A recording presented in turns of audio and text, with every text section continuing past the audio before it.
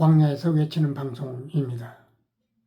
오늘 방송의 내용은 안식일을 범한 예수님, 왜 율법이 문제인가입니다. 방송을 시작하기 전에 먼저 좀 드릴 말씀은 신앙생활 하는 중에 답답할 때가 있지요. 답이 안 나올 때가 있습니다. 그럴 때는 제발 좀 기도원이나 금식 기도원 이런 데 좀 찾아가지 마시기를 바랍니다. 무슨 능력 받았다고 하는 목사님을 찾아가는 것은 더더욱 말이 안 됩니다. 100번 찾아가 봐야 답이 안 나옵니다.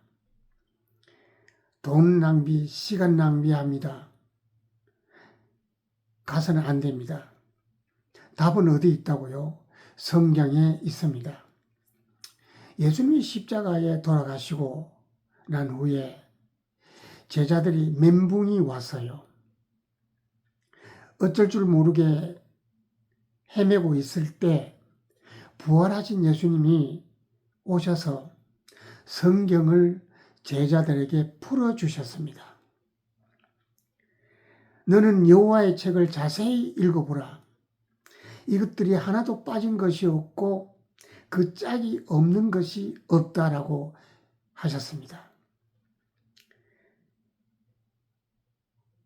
여러분의 인생에 답이 성경에 있다는 것을 먼저 잊지 마시고 이 방송을 들으시기를 바랍니다. 대부분의 교회가 율법을 지키라고 강요합니다. 안식일을 반드시 지켜라, 11조 해라, 금요 기도에 빠지지 마라, 구역 예배에 빠지지 마라. 이 외에도 각종 종교적 규율이 있지요. 그걸 만들어서 지키라고 합니다. 종교적인 규율, 율법이라고 합시다. 이 율법을 성실하게 지키면 믿음이 좋은 신앙인이고 그래서 복을 많이 받는다라고 목사님들이 말씀을 하지요. 이 율법을 잘 안 지키면 믿음이 별로 없는 신앙심이 부족한 사람으로 취급받기 일쑤입니다. 목사님들이 사석에서 만나면 이런 얘기를 하지요. 우리 권사님 참 열심히 종교생활 하셔. 참 훌륭하신 분이에요. 그런데요, 정작 예수님은 종교생활을 열심히 하라고 말씀한 적이 단 한 번도 없습니다.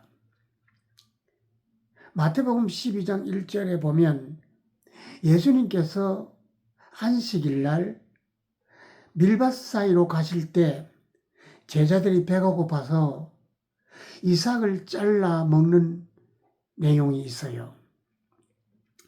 마태복음 12장 2절입니다.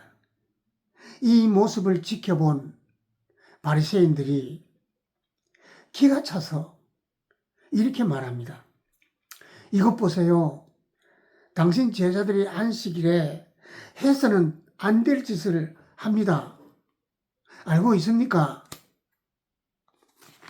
어찌된 일입니까? 안식일은 율법 중에도 간음죄와 함께 무조건 사형입니다. 출애굽기 31장 14절에 너희는 안식일을 지킬지니라. 무릇 안식일을 더럽힌 자는 죽일지니 안식일에 일하는 자는 그 백성 중에 생명이 끊어지리라 라고 기록하고 있습니다. 이 강력한 법조항이지요. 안식일 범하면 죽여야 한다는 말이 한 문장 안에 2번이나 강조되어 있습니다. 현실에서 이 법을 어떻게 적용했는지를 한번 볼까요? 민수기 15장 32절에서 36절입니다. 광야에서 배가 고파 밥을 해먹기 위해서 나무를 하러 갔지요. 그래서 안식일을 범하게 된 겁니다. 이때 반드시 죽여라고 해서 돌로 쳐 죽였어요. 끔찍하지요. 율법 중에서도 어기면 반드시 죽여라고 이 법조항에 있는 내용이 안식일 범하는 것 그리고 간음하는 것 두 가지입니다. 예수님과 제자들이 안식일 날 나무하러 간 정도가 아니에요. 이것은 남이 애써서 농사 지어 놓은 것을 훔쳐 먹었어요. 그것도 안식일 날요. 신앙심이 투철한 바리새인들이 보고는 기겁을 했습니다. 말도 안 되는, 상상도 할 수 없는 행동을 예수님 제자들이 한 겁니다. 더군다나 예수님은 스스로 메시아라고 하시지 않습니까? 신앙 좋은 사람들 입장에서 볼 때 완전히 멘붕이 왔겠지요. 이때 예수님이 뭐라고 말씀하실까요? 마태복음 12장 7절입니다. 나는 자비를 원하고 제사를 원하지 않는다라고 말씀하십니다. 어떻게 보면 말 잡는 것 같지만 이것이 예수님의 천국 복음의 핵심입니다. 다시 말씀드리지만 우리는 일반적인 종교 생활과 예수님의 진리 말씀을 잘 구별해야 되는데 이걸 잘 구별 못해요. 율법은 예수님 오시기 전 구약시대 법입니다. 그 예수님이 오시기 전에 필요했던 법이지요. 율법은 서리발 같은 법으로 통치되는 시대에 필요했던 법입니다. 그때는 법치국가였지요. 중국을 통일한 진시 황제는 추상 같은 법으로 통치했던 사람입니다. 인간이 살아가는 생활 중에 아주 세세한 것까지 법으로 만들어서 엄격하게 단죄했지요. 예수님은 서리발 같은 법도 중요하지만 그 법보다 더 중요한 것이 인간에 대한 애정, 휴머니즘이라고 말씀하십니다. 얼마 전 배가 고파서 먹을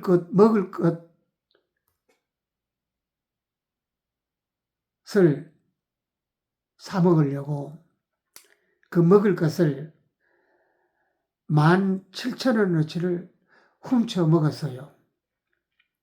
그 사람에게 판사는 자비 없이 징역 8개월을 선언했습니다. 이 8개월을 언도한 판사가 있고 그 판사는 지금 현재 대법원장이 되었죠. 그리고 가난한 자에게 엄격한 법을 적용한 그 판사는 수십억을 횡령한 사람에게는 자비를 베풀었습니다. 무죄로 풀어줬지요. 예수님 시대는 신약 시대입니다.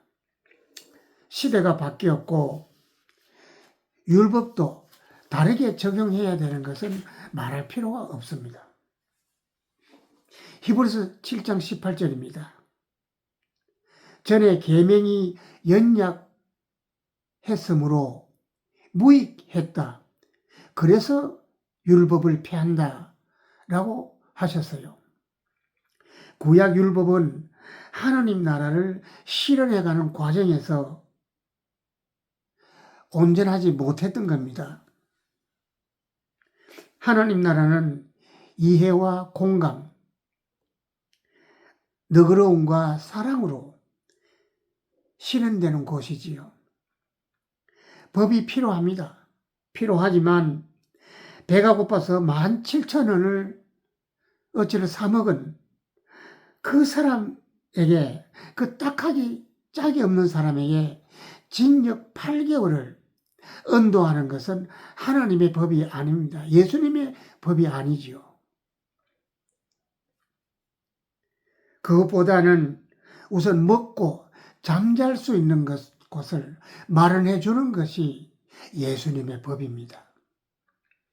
히브리서 7장 19절에 율법은 인간이 살아가는 삶 속에서 아무것도 온전하게 할 것이 없다라고 했습니다. 민주주의가 완전한 제도는 아닙니다. 그렇지만 독재 정권과 비교했을 때 인간에 대한 따뜻한 애정이 바탕이 되어 있는 것도 부정할 수가 없습니다. 눈에 상심지를 켜고 안식일에 이 같은 죄를 짓는 것이 옳으냐고 따져 묻는 그 바리새인에게 예수님이 가슴 뭉클한 현답을 내리십니다. 나는 자비가 중요하지 율법이 중요하다고 생각하지 않는다. 종교생활 열심히 하는 것 좋습니다. 새벽 예배, 금요 예배, 수요 예배, 11조, 감사 헌금, 기도원까지 쫓아가서 금식 기도 다 좋습니다.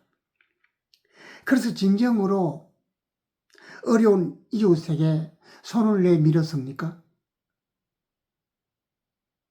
내 것을 조금만 아껴서 그들에게 따뜻한 손길을 내밀었었나요?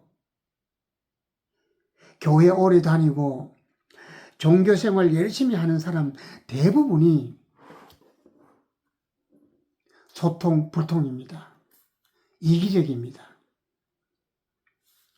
자신이 다니는 교회 안에서 목사와 교인들 간에는 관계가 괜찮을지 모르겠지만 그 외 사람들에게는 참 냉담합니다. 하나님을 잘 믿고 종교생활 잘 하는, 열심히 하는 지금의 유대인들이 전 세계 사람들이 보는 앞에서 미사일을 날려서 어린아이와 여자까지 한꺼번에 죽입니다. 지금 이스라엘 수상인 네타냐후 씨는 범죄자입니다. 이미 범죄자로 기소가 된 사람입니다. 부패한 혐의로 기소됐는데 그 안에는 갑질로 유명한 사람이기도 합니다. 공금도 횡령했지요. 이들이 예배를 열심히 다니지만 인성은 엉망진창입니다. 그야말로 인성은 막장입니다. 네타냐후 총리가 무리하게 전쟁을 계속하는 것은 자신의 권력을 유지하기 위해서라고 대부분의 정치 전문가들은 말합니다. 사람은 죽이는 전쟁을 계속해서라도 자신의 권력을 유지하고자 하는 그것이 그들이 말하는 율법 중심의 종교의 참모습입니다. 예수님을 미워하고 십자가에 죽인 자들이 그들입니다.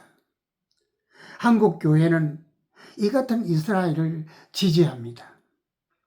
예수님은 종교생활이 중요하기보다는 이웃을 사랑하는 것이 얼마나 중요한지를 구체적인 예를 들어서 설명하셨습니다. 공경에 빠진 사람에게 자비를 베푼 사마리아 사람이 있지요. 누가복음 10장 25절과 37절에 그 내용이 있습니다. 꼭 한번 보시기를 추천드립니다. 길가에 그야말로 경각에 달린 도와주지 않으면 곧 죽을 것만 같은 사람이 있는데 그 당시에 제사장도 못 본 채 지나가고 그 당시에 바리새인도 지나가고 율법사도 지나갑니다.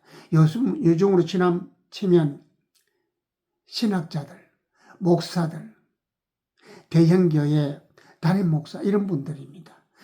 그분들은 종교생활이 급하기 때문에 먼저기 때문에 외면하고 지나갑니다.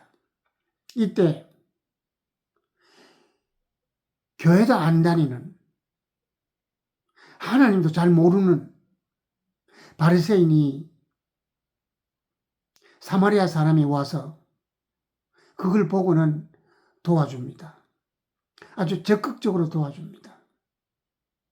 그때 예수님이 누가 옳으냐라고 그 당시의 목사인 바리새인에게 물어봅니다.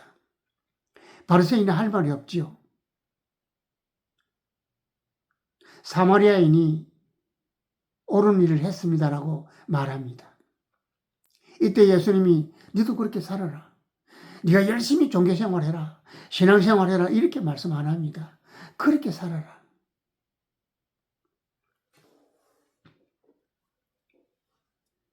다시 말씀드립니다만 예수님이 비유로 들었던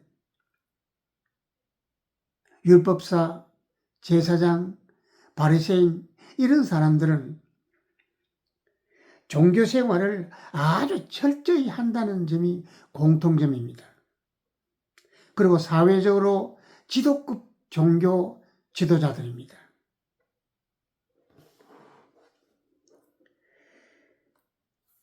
개신교회가 왜 갈수록 사람들부터 외면을 받을까요? 한마디로